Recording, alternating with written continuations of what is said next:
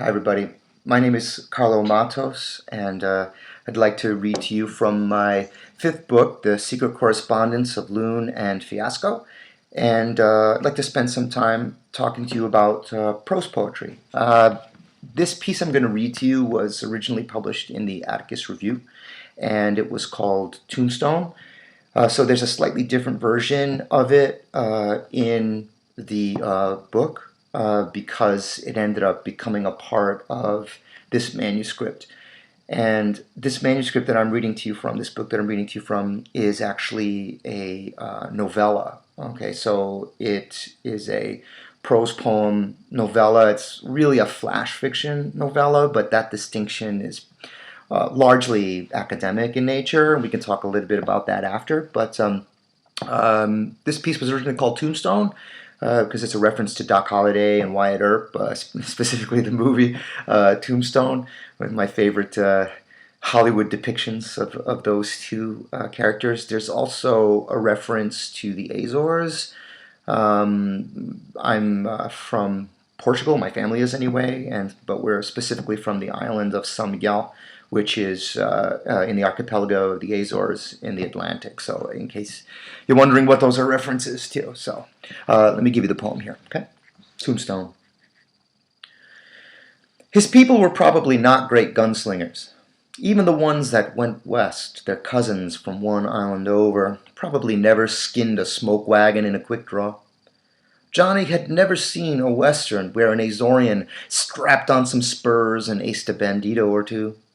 They don't even get to be banditos, even though the word is also theirs. Pirates.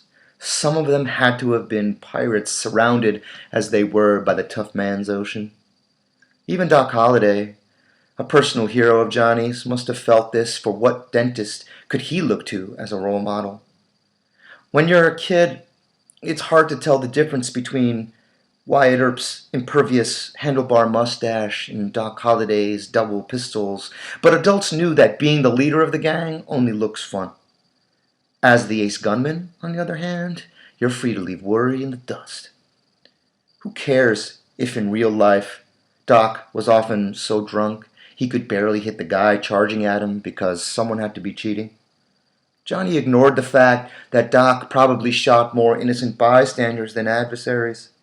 The truth was, his hands were fast, his ambitions small, and the blood on his sleeve had nothing to do with teeth.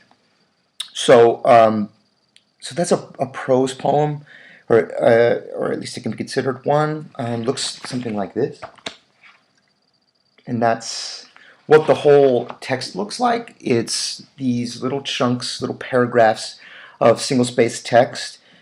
But in the case of Loon and Fiasco, it tells a complete story, has stable characters, etc.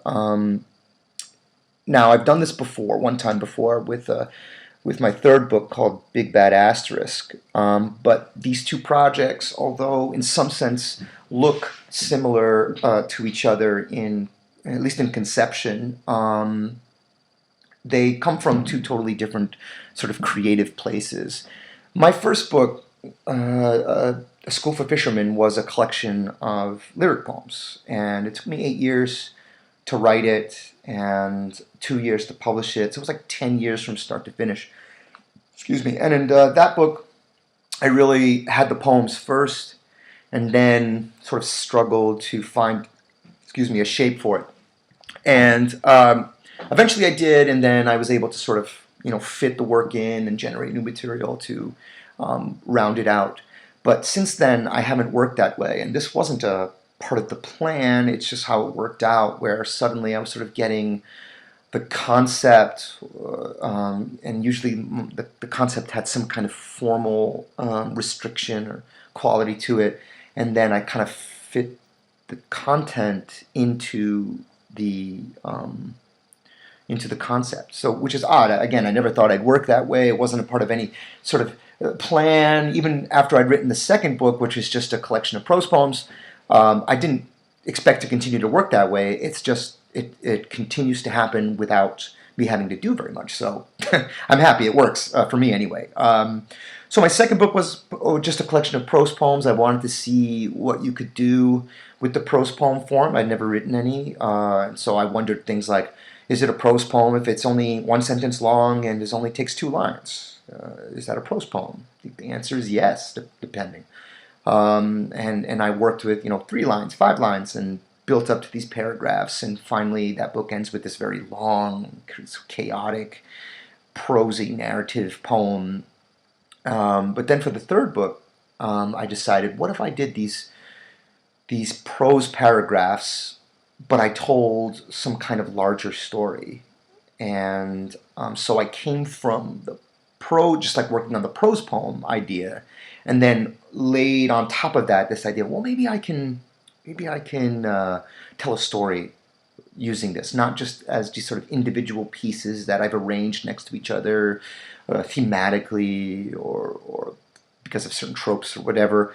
And so that's Big Bad Asterisk, and then I pushed that idea further with Lunan Fiasco, except that that's not really the way it happened. The way it happened is after I wrote Big Bad Asterisk, I wanted to write a novel. I write in a lot of different genres. I published a lot of poetry books, but I've also published fiction and nonfiction and things of that nature, a scholarly book. So I don't like to limit myself too much, because when one project goes dead for a while, I just go work on another one. And that's sort of a easy cure for writer's block. You don't get it because you're always working on something else. It's awesome. Anyway, Lunan Fiasco was supposed to be a novel. In fact, it was supposed to be kind of my version of Fight Club, weirdly enough. I don't mean story-wise, I mean approach-wise. If you read the afterword, Chuck Palahniuk says, when he was writing Fight Club, he wanted to write a novel where, you didn't have to have all of the flabby in-betweens. The lead up, the background, the exposition, stuff in between. You could just have the bang, bang, bang, just the best stuff. And he solves this problem by making his main character an insomniac and schizophrenic, right? And it works very well. So I wanted to do something like that, but I couldn't just imitate his notion. I mean, that wasn't going to work anyway. And plenty of movies have done this. They make their plots episodic by having a central character who, can't remember anything more than 24 hours, whatever it is. There's been a number of movies in the past decade that sort of fit that mold. But what I realized was that I could use the flash paragraph to do that, because I wrote it as a Lunan Fiasco as a conventional novel, and it just didn't work. I had all of that stuff in there I didn't want, and I was losing hope in it. And then I realized, what if this is kind of more like Big Bad Asterisk? What if it's another one of these sort of novellas with these sort of prose poems? What if that's what it is? And that's what I did, and it worked very well. And Lunan Fiasco is much more tightly plotted, much more like a novella. And what happened is although I sold Lunan Fiasco to the publisher as a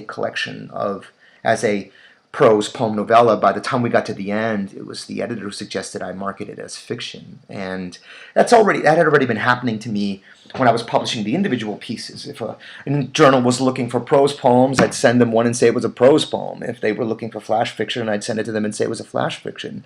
And ultimately, the kind of work I'm doing, it all looks the same in the end, even though I'm coming at it from different places. A prose poem, just is sort of for an easy kind of generic definition, is it's a poem that looks like a paragraph, right? So instead of the hallmarks of most lyric poetry, which would be lines, stanzas, line breaks, right, enjambments, right? Enjambment, of course, being the most fun part of lyric poetry in my estimation. Where does the line end?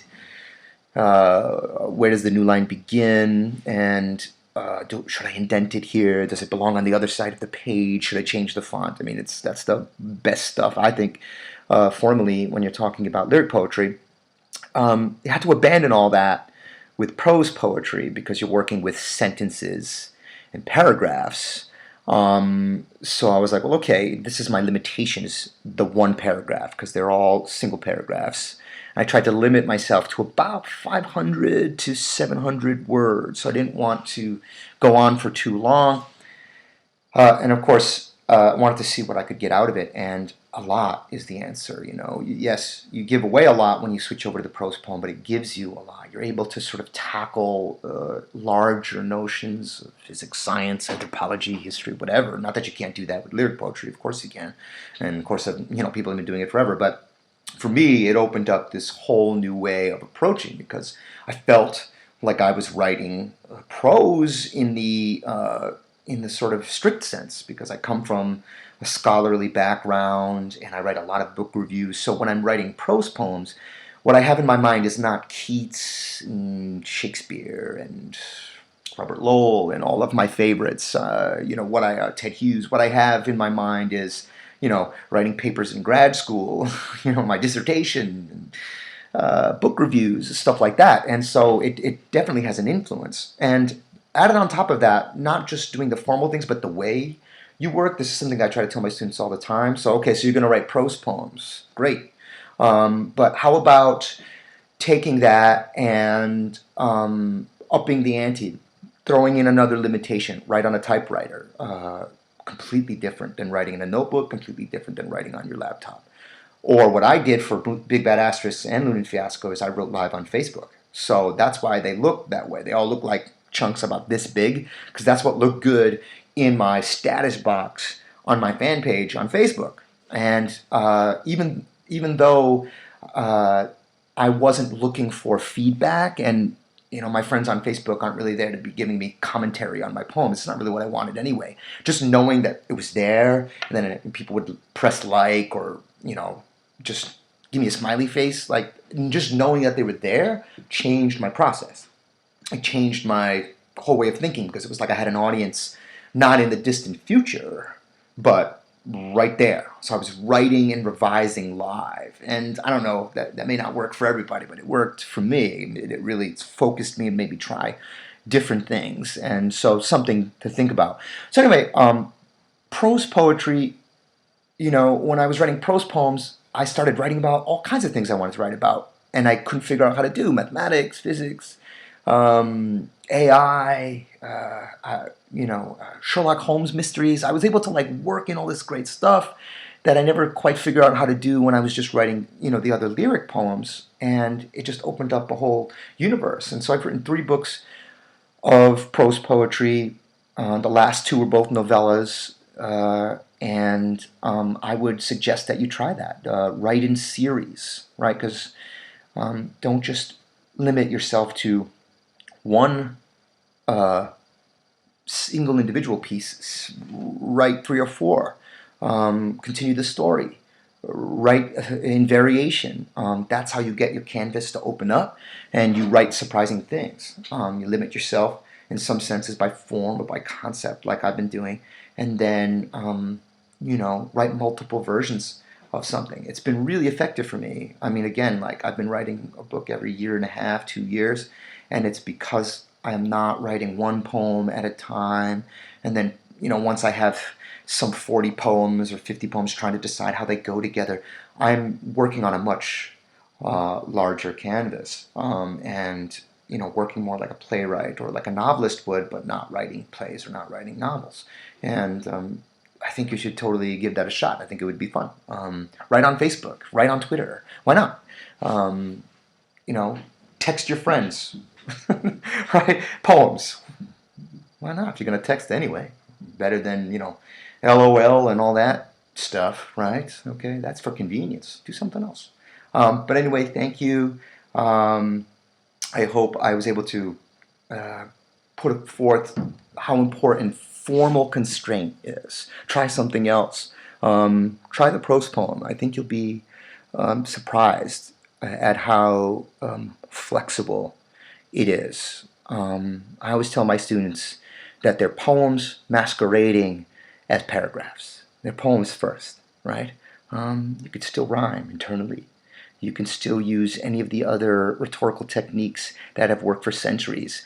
You can still experiment, right? Grammar becomes wicked fun in a prose poem because you can really use it to capture phrasing in a way that you may not in other circumstances.